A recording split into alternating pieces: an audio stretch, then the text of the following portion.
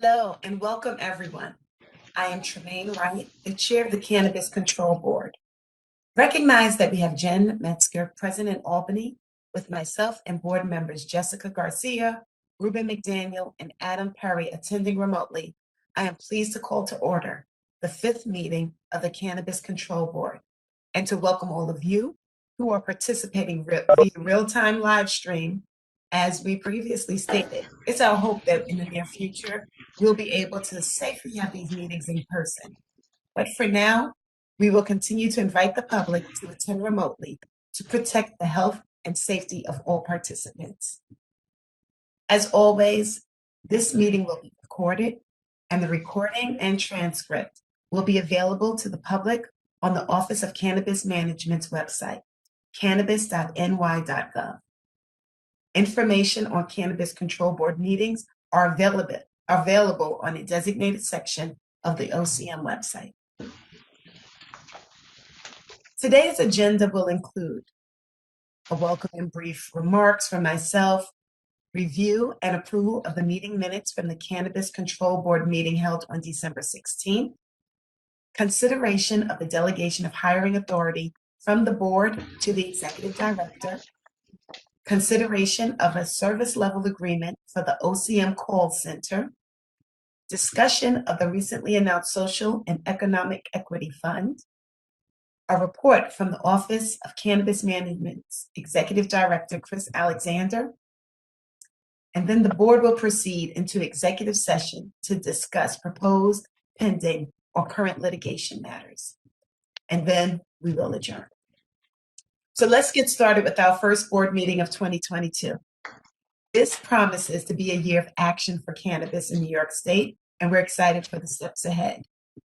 First, we continue to recruit top talent to the Office of Cannabis Management. With each new initiative and project that we've taken on, I get the opportunity to engage with a growing team in our office. And I have to say, I'm just so excited about the team on board and those joining soon. Job postings are being added on a rolling basis, so please continue to monitor the OCM website for new opportunities. This month, we had the opportunity to meet with members of the legislature, including the Black, Puerto Rican, Hispanic, and Asian Legislative Caucus, to update them on our progress and seek their partnership in raising awareness for a series of community outreach and education events that we're calling Cannabis Conversations. Meanwhile, Governor Hochul has taken a huge step forward in bringing life to New York's social and economic equity program. I'm thrilled that the governor's executive budget includes the creation of the New York Social Equity Cannabis Investment Fund. With a public-private partnership, the fund will grow to $200 million and provide capital funding to eligible equity applicants from communities impacted by disproportionate policing during the decades-long cannabis prohibition. When I speak to other states about what some of the biggest challenges were in implementing social equity in their adult use markets, by far and away, the most common response is the lack of access to capital. I'm thrilled that New York will be working to address this right out the gate. Later in today's agenda, we'll hear more on the fund from board member Ruben McDaniel. So switching gears to a matter of procedure. The first order of business is the review and approval of the meeting minutes from the December 16th Cannabis Control Board. However, before we move much further into today's proceedings, I'd like to make some brief remarks about open meetings law. As stated at every board meeting, the Cannabis Control Board is subject to the open meetings law, which is intended to ensure the greatest levels of transparency and public participation in the affairs of the government. Due to the ongoing pandemic, we have requested that members of the public join us via video conference, which we will continue to offer to keep the public and members of this body safe. Now, I'll read a brief statement on open meetings law into the record.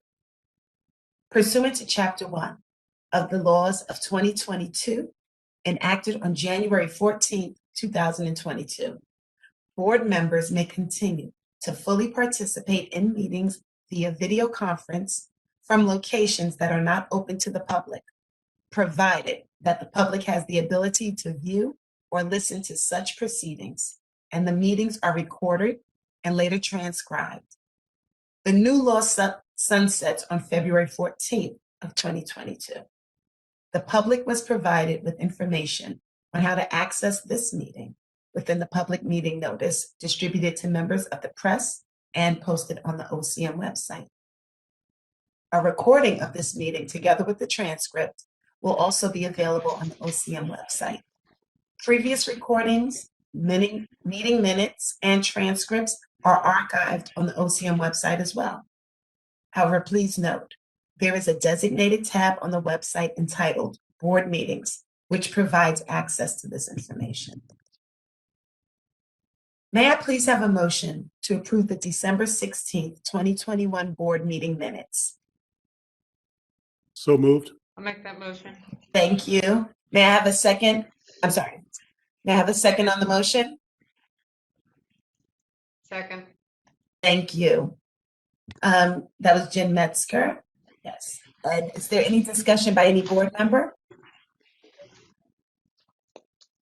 Hearing none, I will call for a vote. All in favor? Aye. Opposed? Abstentions? None. The motion is approved. The motion to approve the December 16th, 2021 board meeting minutes carries. The next order of business, the consideration of the delegation of hiring authority from the Cannabis Control Board to the Executive Director of the Office of Cannabis Management. Resolution number 2022-01. It's our first resolution of the year.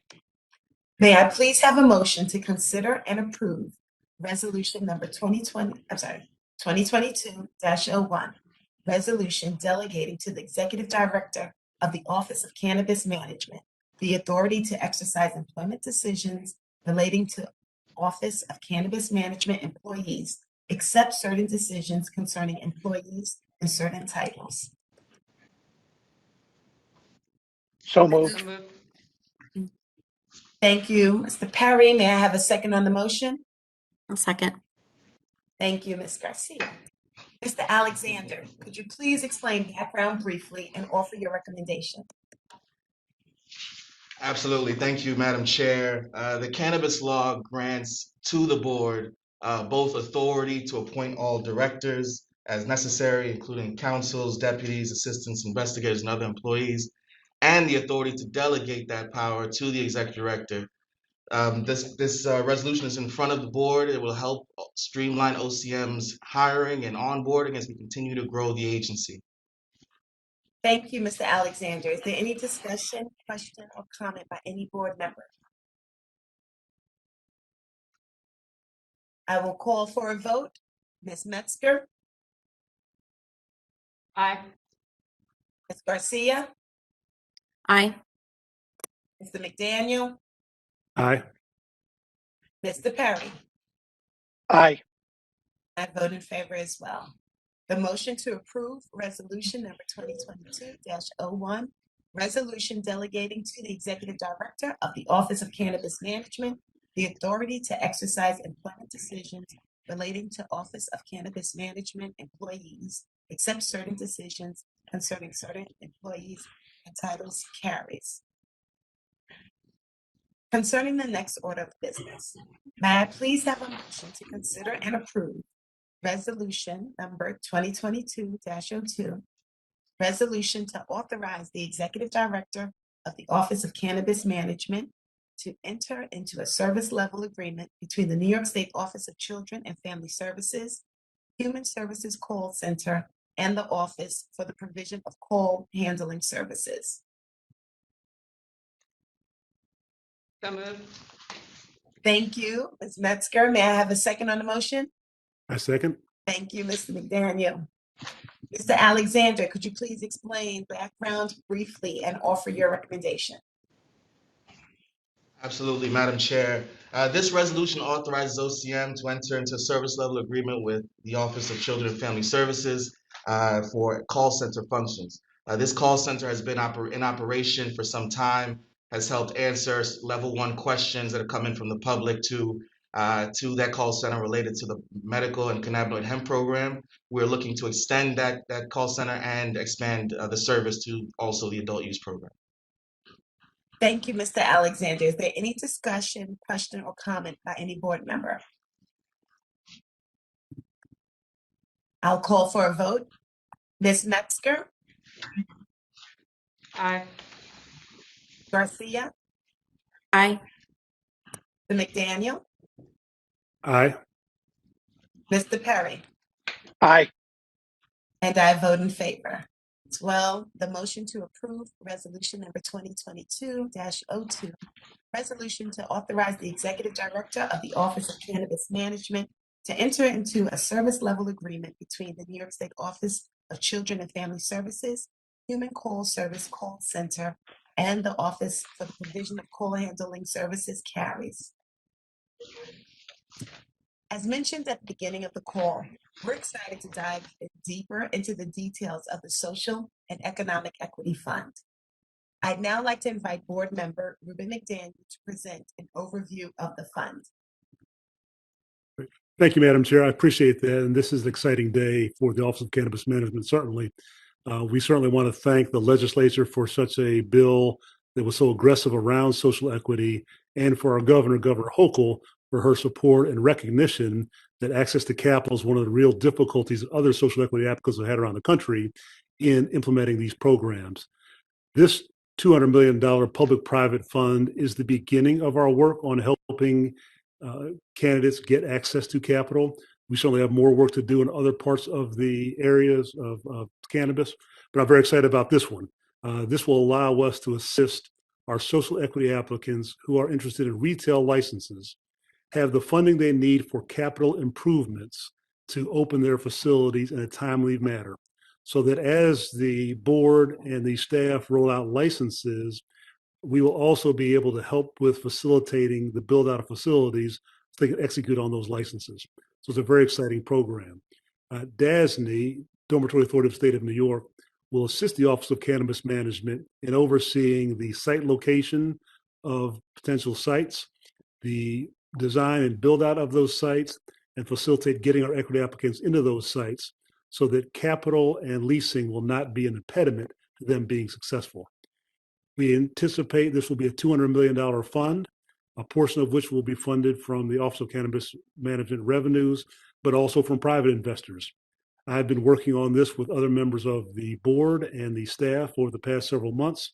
We've also worked with several folks inside of the state, and we believe we've created a mechanism that allows us to get going quickly so that these funds will be available to start as we begin issuing licenses. So we still have a lot of work to do on the final development of the fund and getting everything in place. We'll have more to talk about in future board meetings, but this is an exciting moment for the Office of Cannabis Management in that we're beginning to address an issue that the governor, the board members, and everyone who works for the Office of Cannabis Management recognizes, and that is if you don't have access to timely capital and capital is efficient, a lot of our social equity applicants who are trying to help get into this business who have been disproportionately impacted by the negative over-policing of marijuana laws. This will allow them to get in the business in a way that other states have not been able to achieve. And I'm just very excited about us being a real leader in this industry and look forward to work with everybody on this project. Madam Chair? Thank you. Thank you for that update. I think everyone's been excited and looking forward to learning more about it. At this time, I'd like to ask our executive director if he can please come forward and provide us with an update on the medical cannabis program. Absolutely. Yeah, thank you, Madam Chair. As you know, and good afternoon, everyone. Thank you, board member McDaniel, for that presentation. As you know, we've been up and running here at the Office of Cannabis Management for a couple of months now. We started with the expansion of the existing medical program pursuant to the implementation of the MRTA. In the fall, we allowed for the sale of whole flower. We expanded the list of clinicians who can certify medical cannabis patients. We permanently waived the $50 fee, and we've advanced public comment for regulations allowing the home cultivation of medical cannabis. We've taken steps to further implement the MRTA and expand the medical cannabis program. to now allow clinicians to certify patients for any clinical condition per their clinical discretion, which will greatly improve access and allow patients to see if medical cannabis can be right for them. This is a huge addition and improvement to the program. Really excited about it. Yesterday, in alignment with this change, we launched a new medical cannabis data management system that adds that clinical change for determining eligible conditions and streamlining the user experience. Additionally, as stated, the public comment period on the medical cannabis home cultivation regulations has now closed. Over the last few months, we've received 160 comments from a wide range of stakeholders. The office is currently beginning the work to conduct an assessment and provide a formal response to those comments. Next, as it relates to the opt-out, that deadline for the opt-out by municipalities of retail and on-site consumption activity ended on December 31st of 2021. Data that's been received, filed by locales with the Cannabis Control Board through a web-based portal shows that 10% of cities and 34% of municipalities have opted out of retail dispensaries and on-site consumption lounges. For context, more than 11 million New Yorkers live in cities, and only 118,000 live in cities that have opted out. So we are sure that there still be wide access to cannabis and to the business opportunities that we're creating here. As a reminder, municipalities that have already opted out are able to opt back into the program at any point in time. And another reminder, municipalities cannot otherwise prohibit other cannabis businesses and conduct that was made legal with the passage of the MRTA, including possession and use by adults over the age of 21.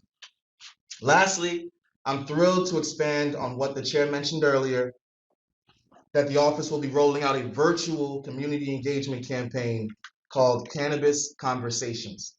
We'll be hosting a series of regional conversations and one in-language Spanish session. The schedule is pictured here on the slide. Please register for your region at the link provided on the slide, and feel free to submit questions for the office in advance. The link will also be posted on the OCM website, cannabis.ny.gov. We wish we could join you in person, and we look forward to a day when we can, but in the interest of public health, we're going to host these sessions virtually. Please know, once we are able, we will get out there, we will tour the state and engage with you in person. These conversations represent the first OCM engagement series, and there will be many, many more to come. Thank you, Madam Chair. Thank you for that update, Chris. And everyone, please note that the time, location, and a live stream link will be shared on cannabis.ny.gov in advance of the next Cannabis Control Board meeting. A recording of today's meeting minutes, and a transcription will be posted as well. And that concludes today's public agenda items. Concerning the next order of business, may I please hear from the General Counsel, Mr. Zanluder. Actually, Madam Chair, I'll jump in here. I'm requesting an opportunity to speak to the board in an executive session to discuss pending, proposed, or current litigation. May I have a motion to consider and approve the executive session to discuss the proposed pending or current litigation? Thank you, Mr. Perry. Can I get a second? A second. Thank you, Mr. McDaniel. You will know. We know. The motion to approve the executive session to discuss the proposed pending or current litigation carries. To my fellow board members, we'll now move into the executive session. Everyone else, the screen will now go blank until we return for the limited purpose of adjourning this meeting.